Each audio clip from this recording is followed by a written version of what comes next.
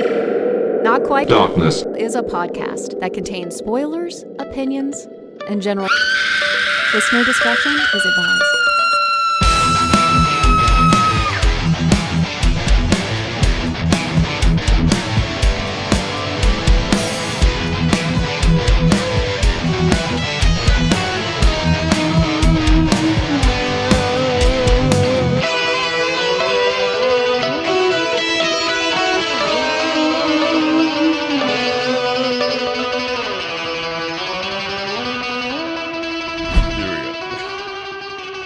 Ladies and gentlemen, boys and girls, children of all ages, you'll have to forgive me because I'm all chuckles, because I'm here with the Jolly Green Giant himself, the man who looks like he performed cunnilingus on Poison Ivy.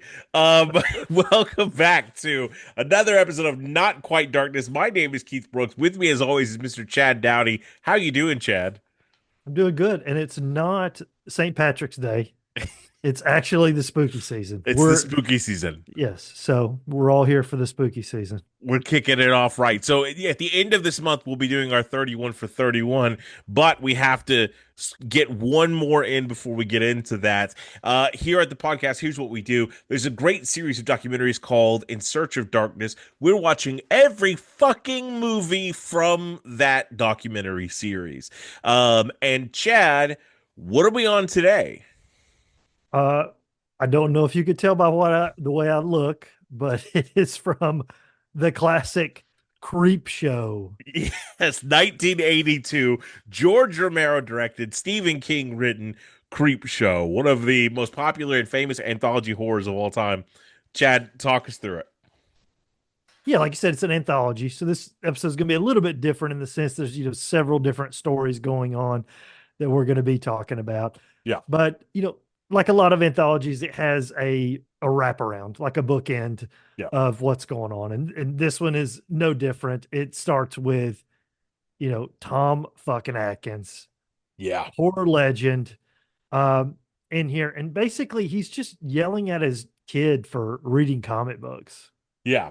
And I think that's it's interesting because this movie, you can tell that Stephen King and George Romero were both big fans of what is it, EGC, whatever it was. EC Comics. Yeah. EC Comics. Yeah. And that's also the birthplace of things like Tales from the Crypt, all sorts of stuff. I think you and I are a generation removed from that. Those type of comics to our generation is superheroes. And though there can be tons of other things, we didn't grow up with that same sort of, world or genre of type of comics. Right. And so the replication of those types of stories in film is a genre unto itself now for us. You have Tales from the Crypt, as aforementioned, Tales from the Hood, Tales from the Dark Side, all of these things that are trying to emulate that comic book horror vibe. It's just super interesting to me. But go ahead, keep talking.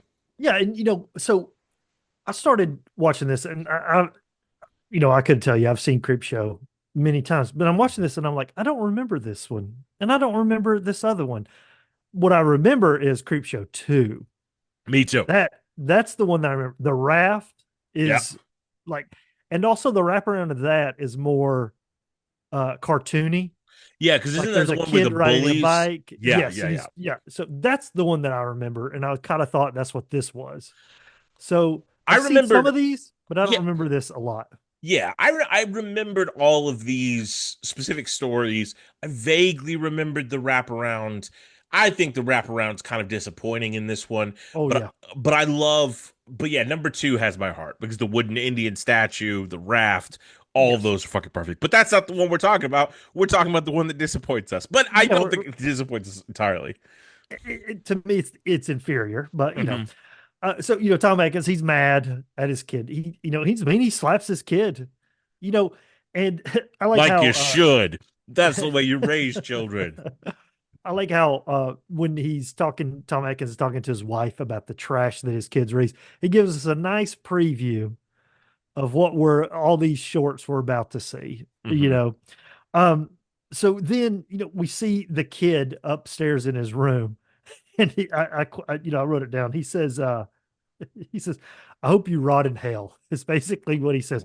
So maybe there's something too. Maybe he shouldn't be reading these horror comics because Yeah. I that's mean, pretty hardcore. it's gone extreme. And it's also like that kid. I find it so hard to believe that that's that kid's actual speaking voice. Because when we first were introduced to that kid, it sounds like a grown ass woman pretending to be a child. I was like, is Nancy Cartwright doing the voice of this child? That's what I But was about to say. Is Bart Simpson style here? yeah. That's funny. So he says that or whatever, and then we see outside the window like the crypt keeper wannabe Hmm. just chilling. And then Exactly. Yeah. and then we get the opening credits. And you already like alluded to it at the beginning, but we've got horror icons here because it is directed by George A. Romero. It is written by Stephen King. And the effects is Tom Savini. Who also has a little cameo in the movie. Like, Yep. and then you have some great performers throughout the movie. The first one we get is Ed Harris, Leslie Nielsen, Ted Danson. Some great Throughout stuff. this, Yeah. like everyone has known actors or recognizable actors. Every skit, Yeah. Yeah. every short, whatever you want to call it. Yeah. So it's pretty cool how they had, this wasn't just random shorts. This Yeah. was like the real deal production. I Yeah. mean, it was with real Absolutely. actors. Yeah. So then we get the first short. The first short is called Father's Day, and Ed Harris is in this one. And at the beginning, we get some backstory that, quite frankly, is a little hard to follow. We get a lot of backstory. That's what most of this episode is backstory. And they're just basically, I guess it's like this rich family, and Ed Harris is like, I don't know about marrying into it, but they're telling him like the story, their family secrets, if you Hmm. will. And basically, one of the ladies in the family killed her father, and she comes back every year on Father's Day to this house. Yeah. And they tell the story, and then it flashes back and shows us the story that we just heard. And I don't like that in movies. Obviously, it's kind of dumb unless the flashback reveals something that's new Yeah. that we didn't realize what was going on, Yeah. or a lie that they were telling. But that's not the case. No. They say this is what happened, and then 2 minutes later we see what happened, and it's the same thing. And it shows it like at this point, and they do it later on in certain sections, and in certain sections they don't. But they're like, remember this fucking comic book? We're doing this super comic book style. Look at all the borders we have on our shots, which look fantastic. And then they gradually go away throughout the movie, but that's fine. Yeah, it was like this is the one that they start out like meanwhile, Yeah, that kind of exactly. stuff. They Yeah. have that kind of stuff. Um, so apparently also at this estate, this house, there is, gravesides, that's where the family's buried. So the lady does come, and she goes straight to the gravesite before she comes in supposedly for dinner. So they're just waiting on her to show up, and she's chilling at the gravesite where her father died. And then we get Carrie style, Hmm. a hand coming through the grave. As she's Uh, getting fucking wasted at her father's grave. yes. And so basically it's zombie dad that Yeah. comes out of the grave, and he chokes her.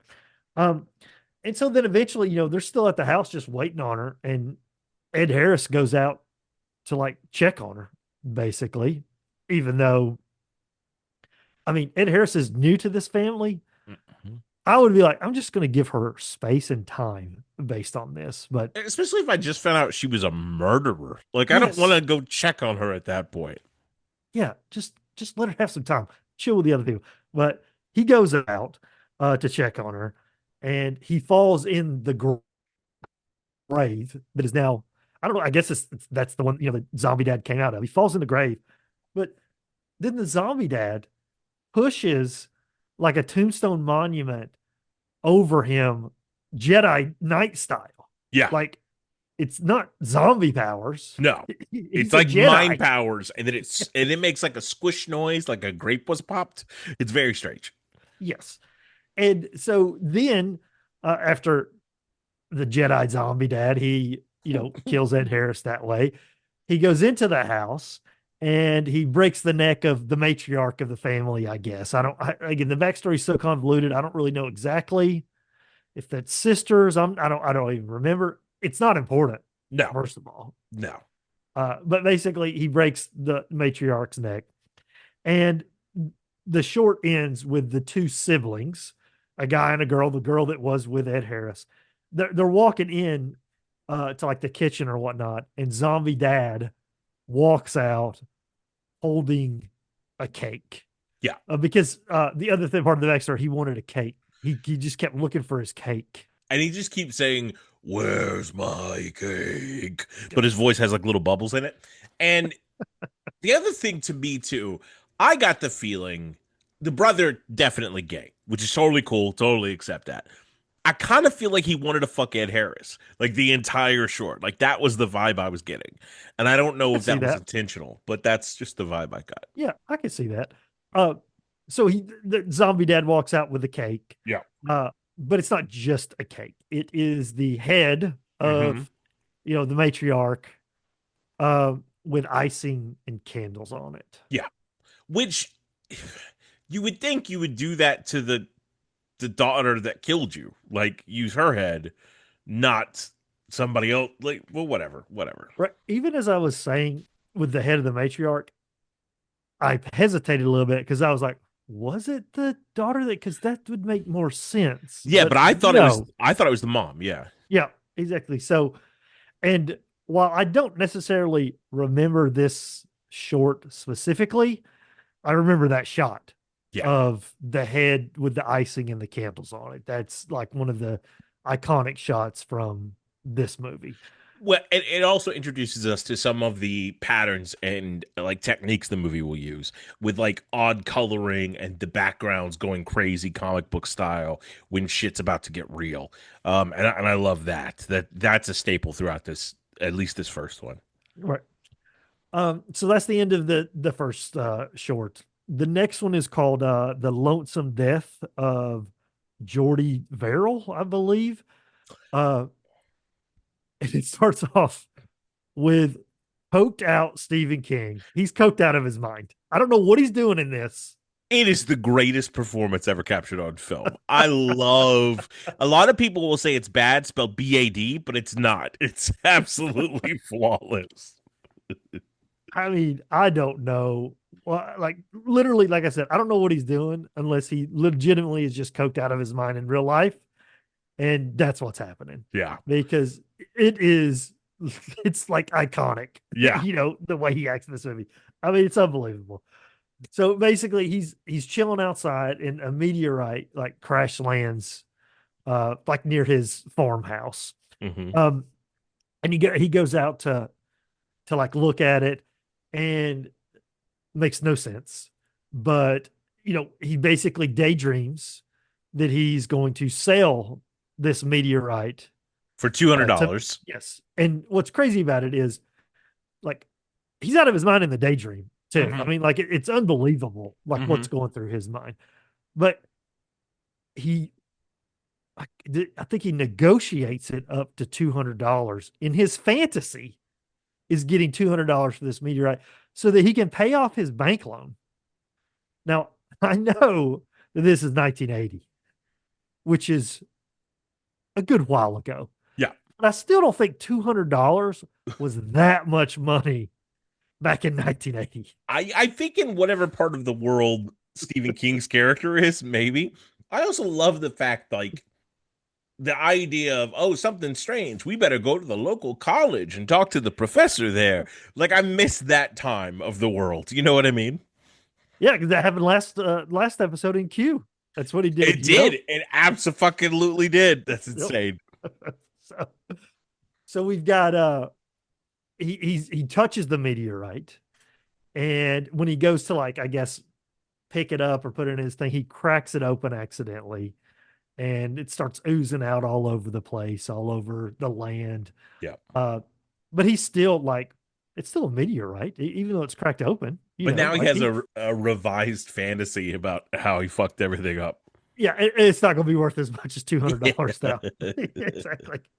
So, so the stuff is, where the juices fell out, plants start growing in the land or whatever. And when he gets in the house, he notices that his fingers where he touched it, it's turning green. And then later he notices that his tongue is turning green, and uh, plants and weeds are growing like crazy. Yeah. And some of it's even coming into his house and things like that. And he goes outside and he just sees all the plants are growing or whatever. And he freaks out so much more than anything that goes on with like this with his face or his fingers or his tongue. He's freaking out that plants are growing outside. Now, granted, if I walked outside my house and immediately saw that, I might freak out a little bit, but I'd freak out more about the shit growing out of me. It's the best freak out thing is, so he then makes like a screwdriver for him to drink, like a giant version of it, which is fucking hilarious. But then he goes into the bathroom and he takes off his pants, and we don't see it, but we just hear him go, "Not there!" And that's my favorite moment in this entire movie. Well, I didn't even get this too, because he starts hallucinating about His his dad. What is that? Yeah, what does that have to do with anything? I don't know. I think he's Anything. just prone to weird hallucinations, but yeah. I mean, it served zero purpose. Like, I don't understand what they were doing. I think it's reminding us because he's gonna take a bath to try to get the stuff off, and then his dad's ghost is like, "That's what it wants, boy, the water," and which is like a good point to remind us of plants need water, and I think it adds to that punch at the end of the story. But it is so weird and just out of place, but very Stephen Kingish. Yeah, because like you said, sure, plants need water, but they seem to be growing pretty well outside Yeah, exactly, and in his house Yeah. without the aid of water. Yeah. And when he gets in the bathtub, I mean, his beard, like, I mean, it's just like he doesn't have a beard, but he has green plant literally growing out of his face. And he gets in the bathtub, and then it's the next day. His house is covered, like the land is completely covered. And he is full on plant creature. You know, instead of like a tree like Groot, he's just a green plant, Bush thing, basically. yeah. Almost like the military guys, you know, when they're hiding in the trees and they're Yeah. completely covered in like leaves and camo, stuff like that. Yeah. And then he takes a gun and blows off what I would assume be his head, because Yeah. you can't really tell because he's just A plant. a plant. Yeah. And so he kills himself, and then it just cuts to, you see the plant like basically growing, going down the road. That, you know, it's going to keep going. This is not over. While a news story is playing on the television, and it's talking about how the farmers are going to be happy because there's a big chance of rain over the next week, and that's sort of the idea. Like I said, though, it's growing. It's going just fine, Just without fine. the aid of water. Absolutely, Like, but exponentially increase. Like, I think Dracula gets a lot of blood, but if the blood bank came to town, he'd be like, "Oh, well, this is good for me." Yeah, you know what I mean? Like, I do like the nice touch of he was watching wrestling. yeah, me You know. too. Me too. NWA, is that what he was watching? Yeah, it's so good. Very good. So yeah, that's that one. The next one is called Something to Tide You Over. And this one is the one with Leslie Nielsen and Ted Danson. Yeah. So Leslie Nielsen shows up to confront Ted Danson because Ted Danson has been sleeping with his wife. And so Leslie Nielsen, he makes Ted Danson go with him to the beach because he plays him a tape of like his wife in danger. Yeah. And so Ted Danson is, you know, going to go only after he criticizes him for taking poor care of his television. Leslie Nielsen in this movie wants to fuck every TV he sees. He loves televisions. And he's got a lot of TVs. A lot of TVs. Yes. So he takes him to the beach, Ted Danson to the beach. And he pulls out a gun on Ted Danson and basically makes him get into a hole that he's dug on the beach. Yeah. And then he buries him neck deep.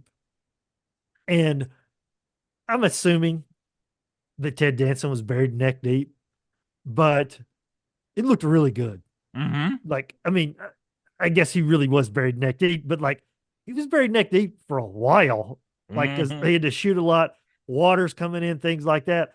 I mean, this was to me very well done with the way Absolutely. this looked. And Keith, I don't know if you've ever been buried at the beach or whatever. I have, and it's like maybe some people aren't as claustrophobic. I'm not really claustrophobic, but I was when you get buried because you can't move. It's Absolutely. You're true. stuck. Yeah. Absolutely. So I mean, but like I said, it was so well done. And I'm just thinking about the difference between today and the 80s. And I'm like, how safe was this really Yeah. for Ted Danson and Leslie Nielsen's wife later, Yeah. too? Like, because it didn't seem that safe for At the all. 80s necessarily. Mm-mm. Um, so basically, after he buries him, he leaves. And then he comes back, to your point, with the TV, with like the longest extension cord in the Ever world. made. And he puts the TV in front of Ted Danson. And it's a video, I guess a live feed. I think that's the way it Hmm. sounded because he acted like it's just a little further down the beach. It's a live feed of Leslie Nielsen's wife in the same predicament as Ted Danson. The only difference is the shore, I mean, the waves are coming in more to her than they are for Ted Danson. And Yeah. she's basically, it's just a video of her drowning, Yeah, basically, and because is he what we're says seeing. too, my favorite line deliveries is where he's like, "Oh no, no, this is turn around. Oh, you can't turn around. I'm so sorry. But if you could, you would see that it's on record because I want to remember this." But just the way he gives it is so cold-blooded, just so Yeah, good. this is my favorite part is him talking him through this during this thing. Absolutely, He yeah, is so good yeah, like doing this. Like, yeah, I loved it so much. He just like talking him through it. And like you said, he's cold blooded, but he's not like a crazy person. yeah, He is just as, even keel yeah. as can be. Um, so he basically leaves Ted Danson there to watch her die, knowing that you're next, buddy, when the waves start coming in on you. And so then Leslie Nielsen goes back to his beach house and he has like TVs, I guess live feeds from the beach as well. And he's watching Ted Danson die. If I ever saw somebody that had a bay of televisions with 9 different TVs, I'm like, you're a super villain. That's the only people I Yes. know that have that, you know? And the contrast between when the water was hitting her and she's freaking out and the water hitting Ted Danson is it's two different things. Absolutely. Because basically Leslie Nielsen tells Ted Danson something to the effect of like, oh yeah, it's gonna be rough for her. She's freaking out. You know what I mean? It's better if you don't freak out. And it was almost like Ted Danson listened to him because he was not freaking out. He was just pissed. Yeah, Like, because because Leslie Nielsen also tells him to hold his breath, or something like that, and you can see him literally doing it, trying to figure out a way to get out of this. Yeah. yeah, like it was like, and it looked well done. It looked Oh, really absolutely. good. It looked really good. And so after Ted Danson drowns, um, Leslie Nielsen takes a shower. And I gotta say, Keith, it's refreshing that we get old man shower Yeah. as opposed to hot final girl shower. Yeah, I'm so tired of seeing gorgeous people I'm attracted to. I want 97-year-olds for his entire life man butt. That's what I want all the way. But that's what they were doing. They were Yeah. definitely trying to turn that on its head by just Oh, having absolutely. Leslie Nielsen in the shower. It's Yeah. so funny. So he takes a shower, and then you know things are happening outside that he can't see because he's in the shower, but we can or whatever. There's like images of like shadows of people coming into his beach house. Well, but before that, I'm sorry, I'm eating bread.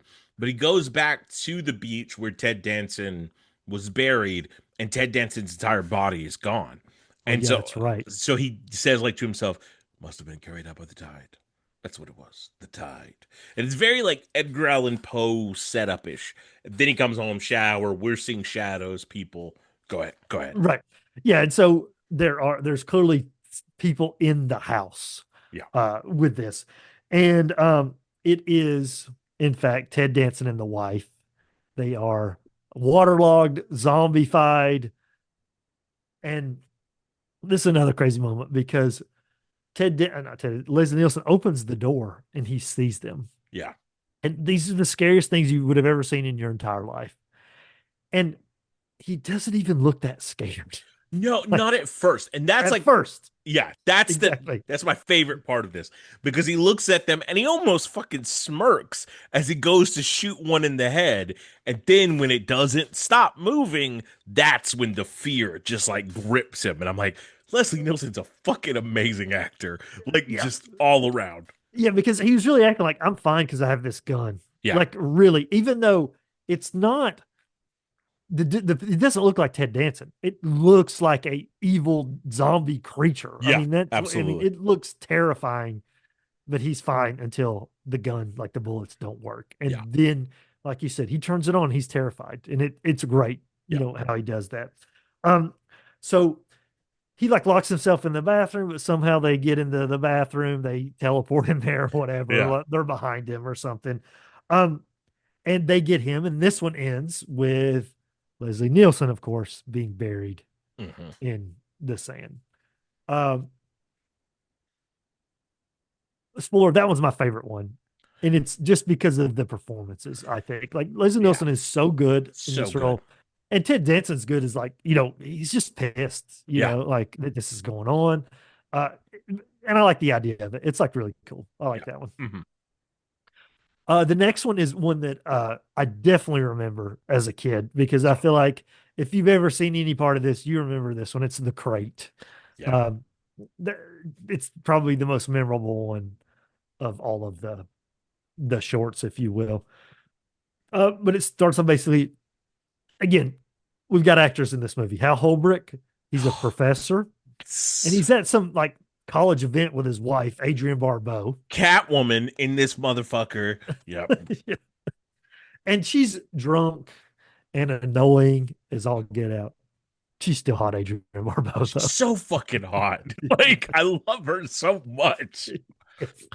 And at this party, we keep flashing from this party to basically a lab at the college or whatever. So Yeah.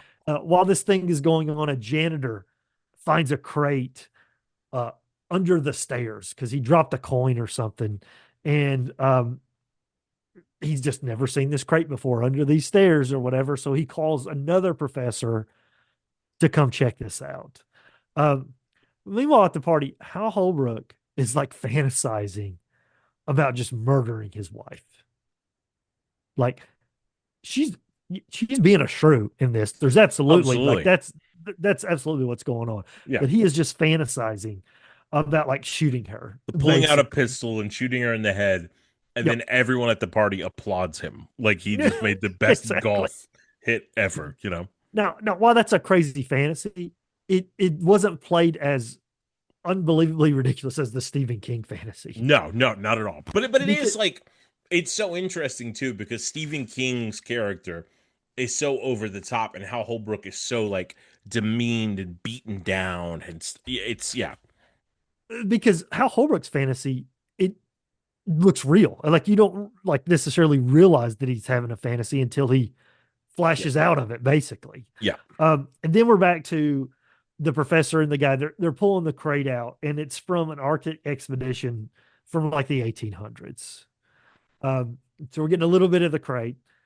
Back to Hal Holbrook again, fantasizing, killing her again at this party. And I feel like at this point, uh, I know this is a short. Do we have time for these two different stories that are completely unrelated? Yeah. Like if I this was a movie, yeah, both of these things, yeah, sure, we got time for both these plot points. But in this little short, we got two wildly different stories going on right now. absolutely. When I was watching this because I've seen this before, but I forgot how the intricacies of it like tied in together. So I'm just sitting there thinking because the second fantasy happens at his house. Like we follow them all the way back to their home. And I'm like, is this just a random fucking thing thrown in here by Stephen King being weird? What isn't there a werewolf in this box or something? What the fuck are we doing? And then like, oh yeah, I guess it does come together. But it does feel like a B plot that we're never gonna get to. Yes, and to be fair, it does come together. Like It it does. absolutely does. But Absolutely. I'd forgotten, and I Yeah. was like, I don't understand what's going on. Yeah, same This here. is wild. So then the professor and the janitor they're trying to open this crate, and they crack it open, and we get like a iconic shot of the eyes of some creature, and the janitor puts his hand in, to the crate, and the creature like grabs him and kills him, Yeah. basically. Hmm. Like I can't remember if he like rips his arm off or whatever, but he clearly uh kills him. And the professor just runs away. And this creature is out, basically. It's not just stuck in the crate anymore. It's out. But the professor runs away and he just returns with just like some random guy. Like that he saw in the hallway. Like Yeah, it's what like was this? another teacher there that is Was it a just teacher or was it a student? I thought it was a teacher that was just like a dickhead, but I don't know exactly what he was. He was such a dickhead. Such a dickhead. I don't know. I feel like dickheads from the 80s are just a whole different level of dickhead. I feel like that Pete Hegseth looking I'm the king of the ski mountain sort of dickhead is what this guy is, but he doesn't actually look like Pete Hegseth. He looks like a nerd, but you get what I'm saying. Well, yeah, Stephen King wrote this. Yeah. And I'm not saying this guy's a bully, but that's what Stephen King writes. He writes bullies, and Bullies. the bullies are hardcore. They're not Absolutely. like, I'm going to punch you and take your lunch money. It's like, I'm No. going to carve my name in your stomach, Yeah. bullies. And Like, throw you over a bridge, hoping a yeah, clown finds you. yeah, Yeah. exactly. I mean, it's crazy. So if he's going to have just like, hey, this guy's going to be a little unlikable, he's going to be unlikable. Because it's literally this professor is like, oh, there's somebody there. It's over. It killed me. And the redheaded guy's like, oh, yeah, you fucking drunk. I'm going to go fuck your dead wife. And then runs Yeah. away. So he takes this rando guy back to the crate or whatever, and the creature kills him. Yeah. And Well, so, the rando guy runs ahead of Dex, which is the college professor, and he goes to the side of the laboratory, and the box is gone, and it's just all these bloody tracks. So Dex is like, I told you, but I didn't kill him. Why are you looking at me like I killed him?" And then they figure out that the monster has moved the crate back to under the stairs where it was right. safe, and then the monster kills the redhead. Yep. And so now the professor runs again, but this time he goes to Hal Holbrook, Mhm. to kind of, I mean, he tells him what happened, sort of, but Holbrook just drugs him to knock him out. Yeah. And now I'm like, what is happening in this movie? Like, is Hal Holbrook, why are you not calling the cops? But even if you're on your buddy's side and you're like, well, let's go clean this up or whatever. I'm thinking like, what is he doing? Drugging his buddy and to knock him out. And not even like debating it morally. He's like, oh, something to kill people? Well, fuck Yeah, it. This is what I'm doing. yeah, Like, exactly. This is what I've been waiting on or yeah. whatever. So he heads to the school, how Holbrook does, while the dude's like knocked out at his house. And he cleans up the murder scene. But he's left a note for his wife. His wife was out. I don't know. She was at something. I don't even remember. Pilates or something, Mhm. whatever. They didn't have Pilates back then, but she was at something like that. And she got drunk and then comes home to read the note while drinking milk, which you could tell she's drunk because she's doing this. But who the fuck is like, I need alcohol and milk? Like, that's a weird combo But to me. like, what's weird is she has that milk the rest of the time. It makes no sense. I'm like, okay, when's this milk going to come into play? Is this creature going to be allergic to milk, like Because signs or something? because Like she's she's walking literally through the thing with milk the yeah, whole time. and A not like a glass. cup of milk, a Yeah, glass of milk. yeah, And it's also like it's implied that she's drunk driving because as she's driving with a glass of milk, reading the letter, typing on a typewriter, smoking a cigarette, you hear people honking at her as she's driving, and she's like, "Hey, I'm Catwoman and also in Swamp Thing." And then parks and gets out of it holding her fucking glass like she's proud she didn't spill any. It's so weird. yeah. Okay, because the note basically says, "Come to the school. I need your help." Because what did you say his name was? The other Dex, professor? Dex, yeah. Dex fucked up some co-ed or Yeah. something. And HMRO is almost giddy. She's like, I knew this guy. Oh, he's the worst ever. I'm gonna go have to fix this mess or whatever. So she goes there carrying her milk. She goes into the college. And by the way, we didn't mention this, but the college is abandoned, apparently. I guess it's like But for they don't mention it until like a couple minutes later after this too. which is why I'm not mentioning it now because I forgot. I'm like, Yeah. where is everybody? you know. Um, so she shows up and sees, Hal Holbrook, and Hal Holbrook basically says yeah, he got handsy with this college student, and she's under the stairs and she refuses to come out. And there's this moment, I think how Holbrook is obviously one of the best actors to ever live, but there's this moment where he starts laughing and he turns away from her, and like he's just giddy because his plan's coming together, and it's like this like real interpretation of psychosis and evil, and it's so fucking good. And it's countered because right after that, Billy, I think is what they're supposed to call her, Adrienne Barbeau's character, starts to go under the stairs, but she doesn't see this woman. And so he pushes her and starts slamming her against the box, screaming, "Come and get your dinner, come and get your dinner." And nothing's happening. And Right. after a moment, he realizes, oh, was Dex full of shit? Oh, is nothing going to happen? And that glee drops from his face into this like fear and worry for his wife. And then, But even after, before, like when the fear hit, she just goes after him like verbally, yeah, like, because again, he basically attacked her yeah, or whatever. But I get, but she was like, you're weak and all that stuff or whatever. And yeah, then that's when the creature shows up, grabs her, yeah, and kills her. So it, like I said, it really worked that they put these two stories together. It ended up working out, in that yeah, regard. So it worked for me. And so then he takes the crate because the creature's back in the crate yeah, and he locks it up and he, puts like a chain on it and all this stuff. And he takes it in his car and he dumps it, I guess, at the quarry in a lake or something like that, yeah. at the bottom of the lake. Um, and he tells his buddy what he's doing. Like while we're seeing him do it, he's talking to the Dex Dex. about, don't worry about it, it's over or whatever. And he dumps it at the bottom of the lake. But the short ends with the creature busting out of the crate at Yeah, the bottom of the lake. but there is a moment before that too where Holbrook's character is like, it's all taken care of. We took care of it. And the Dex character's like, well, I didn't do anything wrong. And Holbrook's like, yeah, and I didn't either. And the Dex character's like, well, and Holbrook's like, we'll just have to play chess once a week for the rest of our lives together. And it's Jesus Christ, this man's a fucking psychopath. Like he's the monster in this entire story. Yeah, I also feel like, again, if this was real life, uh, the gist of it is that Hal Holbrook's wife is missing at the very least. absolutely. Not only her, but like four other people Yeah, are missing at this these point. people are missing, and Hal Holbrook was there. Yeah, like, I know he cleaned up stuff, but I bet his fingerprints are on some things but it's the there. 80s. We don't have fingerprints yet. It's Yeah, fine. I guess so. $200 pays off bank loans, so yeah, I guess so. Um, so then we have the last short, and the last short is called "They're Creeping Up on You," and this one is so this is one of the dads from Christmas Vacation. Hmm. He's not Clark's dad; he's Beverly D'Angelo's dad from Christmas Vacation.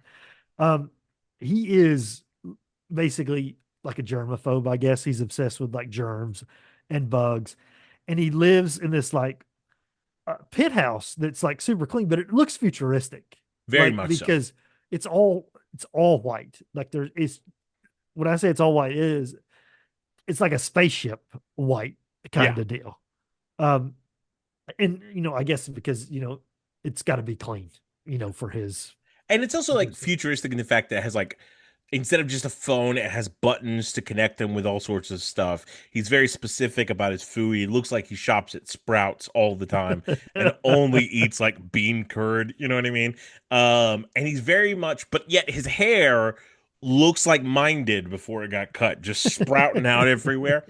And he's very much like an Ebenezer Scrooge type of character. He's definitely a Scrooge, because he gets a phone call from basically the widow of one of his employees, and she's blaming him for it basically. And he was like, "Oh, he's a quitter, whatever." Like there He's is no the remorse. because the guy killed himself after this dude fired him, Yeah, and so his whole thing is, who gave you my private number? I want to fire whoever did that. She's like, my husband gave it to me before he killed himself, and he's like, oh, because I can't fire him, and then hangs up. exactly. It's like, god damn, dude.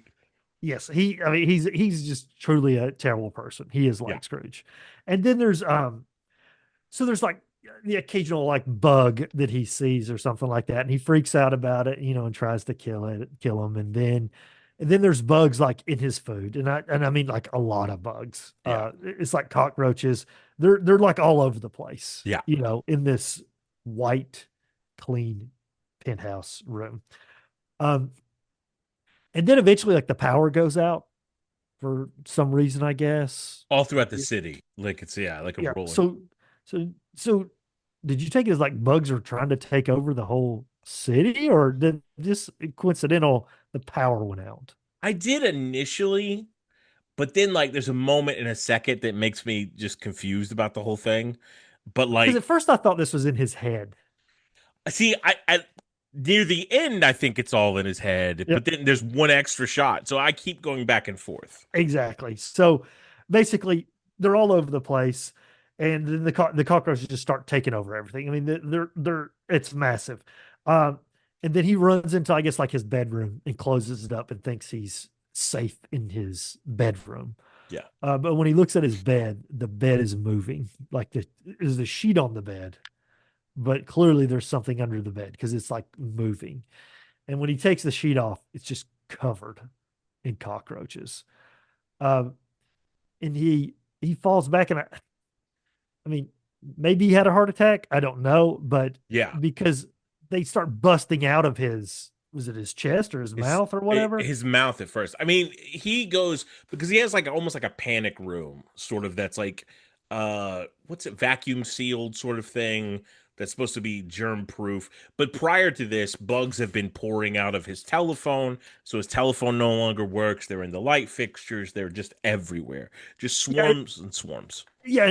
Earlier he had talked to like the handyman that was supposed to come and like get rid of Yeah. the bugs, but then the handyman stuck in the elevator because the power's out. Yeah. So like a lot of it's just like nothing's going his way with all these bugs. But after he like passes out or panic attack or has a heart Whatever. attack or whatever, they just bust out of him. Yeah. They're all over the place. Yeah. And so this room, it looks like almost like a dunk tank, right? It's sort of self-contained glass walls. And you just see as this happens multiple times throughout the movie when a story ends, it'll transition to a comic panel, but like the room starts to be filled with cockroaches pouring out of his body. And Right. for a second, we see the handyman come back and knock on the door and look through the window, and there's no bugs anywhere because the power's turned back on, everything's crystal white. But then the explosion of the bugs happens. So you're like, is he fucking delusional or what is this? It's very confusing. Yeah, because I really thought it'd be just better if this was just in his head because he's a crazy Yeah. person, he's an evil person, and then Yeah. again, I guess they're going for one last scare with the Yeah. bugs. But I would much rather the handyman come in, find him, and instead of busted open, he's just had a heart attack. And And maybe he's like just there's laying there one cockroach and that's it. Like that would have been a cool, like little, like a tiny, and then you could still be like, oh, are they gone? But they were there. You know what I yeah. mean? But yeah, Yeah. that's not how they play it. They play it, No. like Yeah. that or whatever. So that's the end of the final short. So then we're back to the bookend with Tom Atkins. Um, and it's the next morning. And Tom Atkins, I guess he's having breakfast, and he said he didn't sleep well because he's got like a pain in his neck. But before this, we get the Oh, that's the trash Tom men. Savini thing. Yeah, we get Yes. the trash guys are They taking have it. to explain to us what's going on. Yeah. So and it's also like they're walking down the street picking up the trash cans, which is a weird fucking thing, and catching up with the truck. And so they grab the trash from this house, and the comic book, the Creepshow comic book is on top. One guy gets it, and then Tom Savini's like, "What's that?" And he's like, "Comic book." And Tom Savini's like, "What? Comic book? You can get stuff from it. X-ray glasses. Oh, you could get a voodoo doll. Nah, somebody already sent that in, you moots." And then they get in the truck, and now we're inside.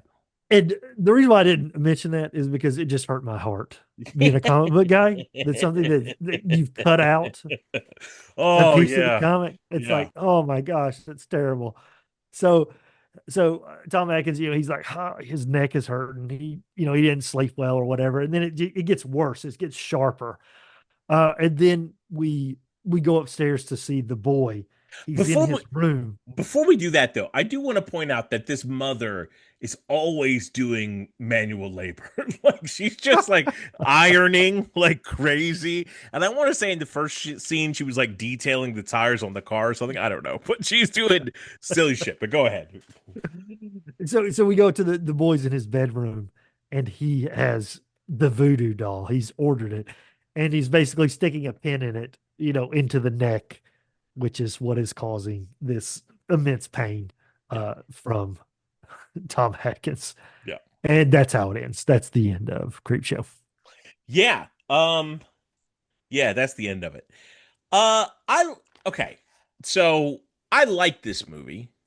I think it's fun. I think that the overall story, like the bookend story, meh, give or take, it's nothing special.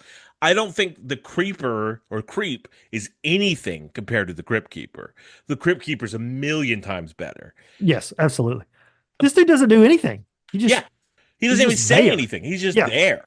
yeah, Um, and like in later movies, they'll make him a physical person, but he's not as good as the Crypt Keeper. Uh, I think like George Romero flexes some muscles in this movie. Like he has some cool shots, like that I really like a lot, and tries new stuff, and that's fun. And you see that he is a very good filmmaker. I think the problem is two is really fucking good. right. And it just overshadows one for me. Um, how do you feel about it? So I give this 2.5 stars. Okay. Like I really like the Tide one. Like I said, that's my favorite one. I'm a huge fan of that one. Yeah. And I like the crate one as well. But do I like the crate one because I remembered it as a kid? Do you know what I mean? Yeah. But again, it's fine. I do like the tie-in of Hal Holbrook, going crazy as far as Yeah. the. But to me, the other three, they're just pretty weak for me.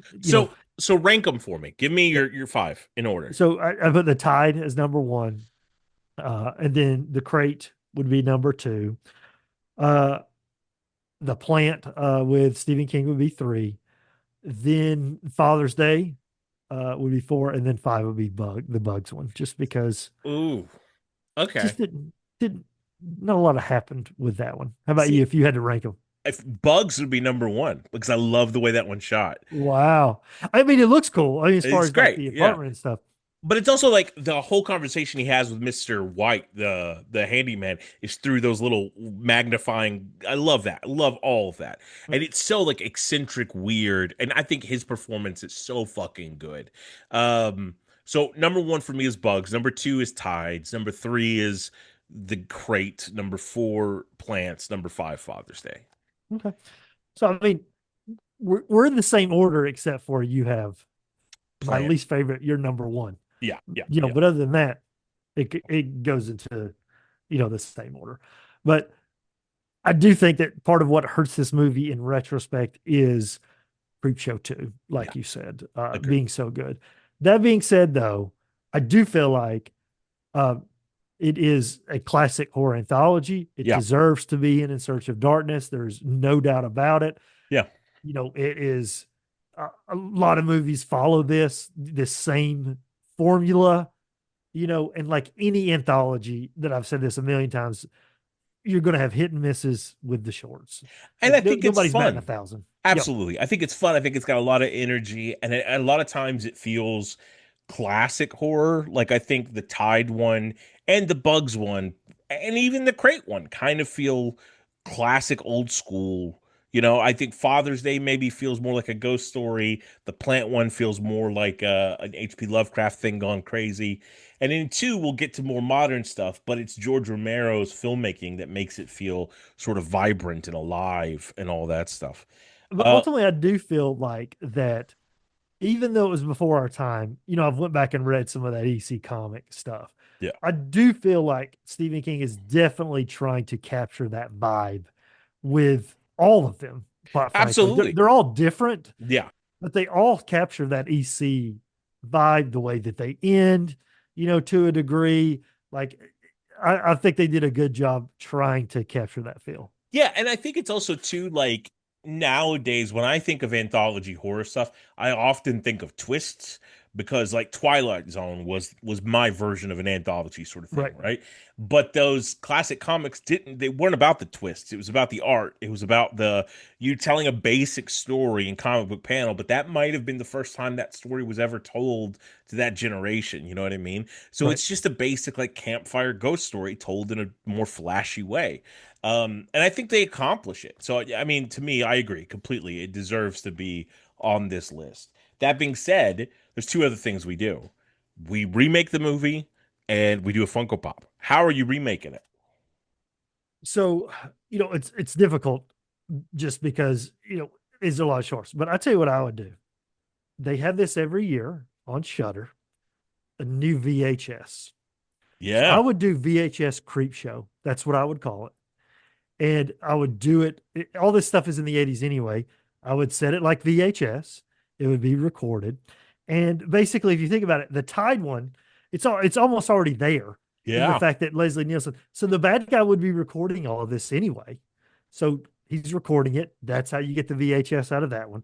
The crate one, it could easily be like lab footage from the professors, them filming their experiments. They find this, like that's how you do that one.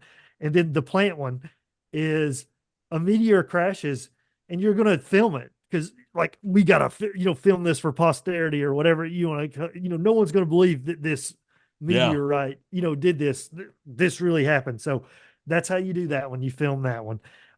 The bugs one could easily be, even though Security like you said it's camera. future, exactly, I say video surveillance, even though it looks kind of futuristic, like you could get around some of that. Some of Yeah. the VHS ones are, there's labs and stuff that look a little futuristic. But after all that, I would cut the Father's Day one. I would just get, to me, it's very similar to the Tide one in the sense that like it's almost like a zombie like coming Yeah. back, Yeah. getting revenge. It's just a similar theme than what we already have in the other one. So I would just cut that one because I did feel like that Creepshow was a little long, like it being like a little over 2 hours. It was a little long, and that might be why I didn't like the bug one as much because I was like, okay, I'm done Time to with this. wrap it up. Yeah, let's go home. Let's go. And I don't need this little bug thing going on here. Yeah. So I would get rid of the Father's Day. But and as far as actors, in the VHS fashion, I would not have Name. famous actors or anything Yeah. like that. It's just unknown actors, and I would literally call it VHS Creepshow. That's great. That's the first, I think, crossover we've ever had on this show. That's pretty intense. Yep. I'm also gonna pitch a first because I had difficulty because there's an official sequel, there's an unofficial Creepshow 3, and there's a TV series that lasted multiple seasons.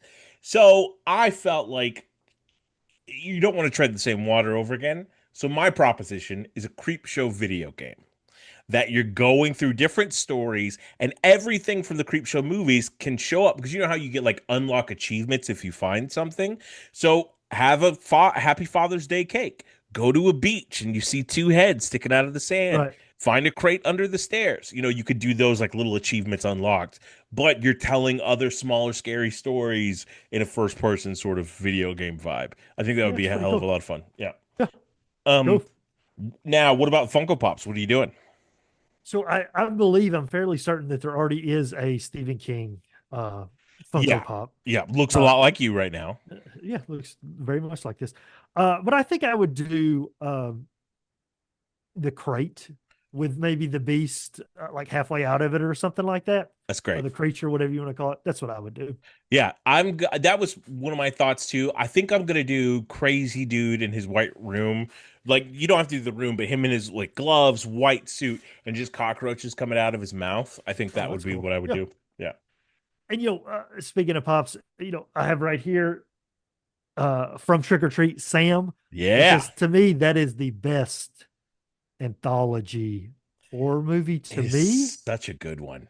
because Ah, it's not necessarily like they're all short stories, but they're all interconnected. yeah, It's all happening at the same time yeah. or flashing through. I think it's so well done as far as an anthology series. There's some good ones, obviously. Trick or Treat is my favorite. I think Trick or Treat might be my favorite too. I just watched Tales from the Hood again for the first time in a long time, and it's so fucking good. It's such a good movie. It's heavy. It's It's heavy. not fun like Creepshow. No, not at all. but Trick or Treat is a lot of fun, and it's creative in what it does. Trick or Treat might be the best. That's tough. That's tough. But speaking of watching fantastic movies, so I know our next thing is going to be our 31 for 31, where we're watching. Might be. Ooh, what might it not? So Like so the next movie that we're doing, we're gonna see by the timing of it. Because again, as we mentioned, it's the spooky season. The next movie we're doing is Halloween 3, Season of the Witch. Witch. Oh So my we God. might get that in before October is over, Okay. as far as that goes. Because listen, if there's one thing I love, it's Michael fucking Myers. I can't Abs. wait Well, I hate to to dig disappoint into you. Michael Myers. I mean, like, listen, he's an icon. He's a horror icon. Yeah. And like, if you've got a franchise and you Yeah. don't have Jason in it and you don't have Freddy, Michael Myers. Like, you're crazy if you don't like. So I'm ready to talk some Michael Myers this Halloween season. Yeah. Let's do it. Yeah. So only 30 more days till Halloween. Halloween. Great. Well, I love it. So maybe we'll be back with some Michael Myers talk. Nobody tell Chad. That's right. Can't wait. And I hope until it picks up right where part 2 left off, like how 2 picked up with 1. And it's the same fucking night. Like, I can't wait. Let's do it. what a fucking trip that would be if they made all 8 Halloween movies are just the same night. Like Exactly. it's just Laurie Strode is so exhausted by the end of it. Like that's amazing. All right, so Chad, in the meantime, as we enter spooky season, where can the people find you? On Twitter X, NQC Podcast. And if you're looking for me, you can find me in the not quite darkness. Peace. Michael Kite.